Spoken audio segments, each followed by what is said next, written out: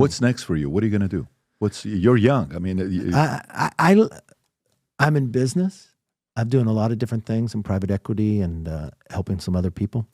I always believe you don't have to be elected to serve. I want to help the president. I'm helping him right now. I want to help Congress. Look, I helped elect 200 people so far that are sitting in the House and Senate. I want them to be successful. Kevin, you have no interest for the next level. No, I love what I do. Every day that I served, I loved every day of it. There's less than 13,000 people ever had the privilege. Maybe there's another opportunity, but I just believe in God's grace that if you surpass expectation, there's always another door. Let me tell you what happened today, which was interesting. Vivek and I have been speaking for many years, right? He's a stud. I think he's... I met him a long time ago. He's a stud of a guy. Smart. I brought him into the conference.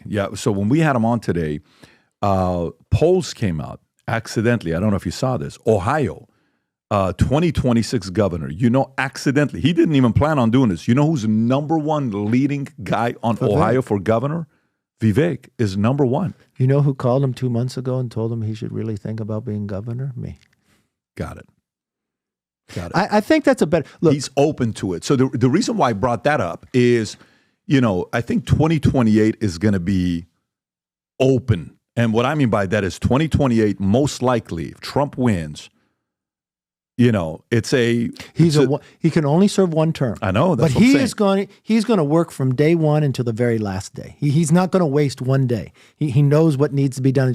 You got to get the right people with him. What I'm saying is, if Trump wins, 2028 could be the most competitive election because you got Jamie can get in there. You got Jamie Dimon. You got Mark Cuban. You got Vivek. You got J.D. Vance. You got Rock if he wants to do 2020 instead of 2030, 32. There's a lot of guys that could get in it in 2028. 2028 could be... And women. Of course. But I'm saying is 2028 could be a... Okay, two things I think is going to happen from now on the presidency. We're going to stop electing old people for president. Biden has ended that. In the 1960s... What's old, by the way? Well, it's still younger and a different view. But we used to elect people in the 40s. Mm-hmm. That's 60 today in that bed. I don't think you're going to elect people in their 70s or 80s anymore. It's just not going to happen. I think it's subliminal what people have. How old is Jamie? Rob, how old is Jamie Dimon? I'm wondering how old he is because he was the assistant to Sandy Weill in the 80s. He has 68. He's going to be 72. Yeah. I think we still are. But this is what I say too. We used to elect governors because governors is our great training ground, and this is why.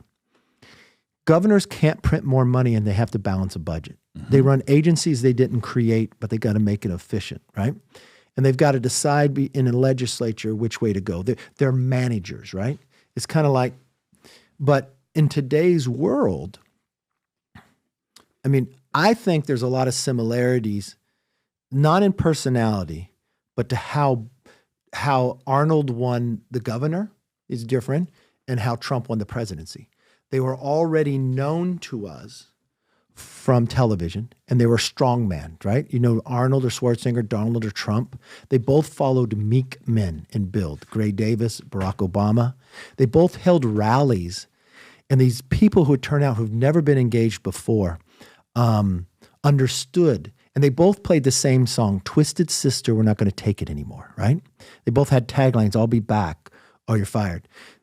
The normal elite tried to attack them for personal. When LA Times did that, their subscriptions dropped because we already know them, right? They're both great negotiators. Like Arnold will tell you he never got a movie in a boardroom. Do you know they had already hired somebody for Terminator? And he meets Cameron, I think it was at Blue Thunder premiere, and Cameron wanted to go to breakfast with him. And at breakfast, Arnold's telling him, no, he should be more robotic and put the gun together. And Cameron didn't believe who he had first hired could go out and kill people. You know who it was? O.J. Simpson. Mm-hmm. But if you spend any time with Arnold, he's extremely smart. We sat in there, I was the leader in Big Five. He could mathematically do the equation before the controller could do it on the calculator. He's a numbers guy. But they picture something. They picture the future, and they don't give up. You ever read Arnold's book? Yeah. It was a great documentary. Oh, the book. I know documentary but the book was. Have you ever had him on the podcast? No, I never have. His book was insane. You should spend time with him. And you want to play chess, you'll be sitting with, he has that little pig or the little whatever animals. They're all there and he's sitting outside. But he's playing chess with world champs. But he's always playing. So when you sit down, you have the chair, if you're in his office, you know what your chair says behind you? Loser. To him. You sit in the chair and it says loser. And he's psychological. It's just like he would tell you when he was bodybuilding, you know, he may not have been the best, but he was psychologically trying to beat you. Yeah, when he told Lou, he's like, yes. I think you need 90 more days. I don't think you're ready. But I think if in 90 days we were to compete, you would do good, but you're going to lose pretty bad. This. He's never been elected before, and he runs for governor of California. 12% of the entire nation lives in California, the 5th largest company. That's like running for president. Trump never ran for any office and went right into the presidency. There's something unique about these two. Who's the equivalent of that today, though? Are you saying The Rock? Are you saying like people like that? Or who's because you both men understood business. I don't know the others enough. I'm just saying in today's society, if you're going to run, you've got to be known and tested before you go. And I just think both parties are going to have a much bigger bench. I mean, think about for the last little bit, we've had you've either been associated with a Clinton or from Biden serving 40 years or the Bushes. This is a country that's going to be wide open. So are you saying you're interested in governorship, or that's not at all what you're saying? I think it's too hard to win in California. Look, I'm just interested in helping the country. So I don't have to serve to help the country. Yeah. And I wish everybody would feel that way. So zero interest for running anything next for you? I don't know. Right now, look, I didn't know when I ran that I was going to run. I just think each day, whatever I do that day, surpass expectation. I've had 2 philosophies in life. Learn something new every day, and I can never have too many friends. Why is that? I get a high on meeting people. You learn from other people. Oh, I got it. I can meet a new friend every day. I got it. So you're a Dale Carnegie guy, old school, like how to win friends and influence people. You know, be a friend. Right. I don't need to be a Facebook friend, but is there a wild card name no one's thinking about for 2028 that you're thinking about that should either get in there or that could be a possibility? Things move so rapidly, the person could come up in 26. I mean. Got it. Did you hear from Vivek? When he ran for president, I was talking to him beforehand. I met him in Ohio, and they were having a Senate race. And my advice to him was, I don't think the right time for you to get in the Senate. You got to do something else and then come back in. He's unique, though. And he ran for president, and he surpassed all expectations. Right. He put himself on the map. So I had him on the podcast, Rob. Maybe you'll remember this. First time we had him on the podcast, and he's talking. I'm like, he had written this book called Woke Something. I don't know. Yeah. And I said, why does this guy sound like he's going to do something? What's he about? I think literally the next day he announced he's running for president. I said, wait, what? If you look at the first time he was on our podcast to when he announced presidency, it's got to be 24 hours to like 72 hours. First time. So he's 39 years old. He's 39 years old. August 2nd is his birthday. And J.D. Vance is August 9th. I think he's born August 9th.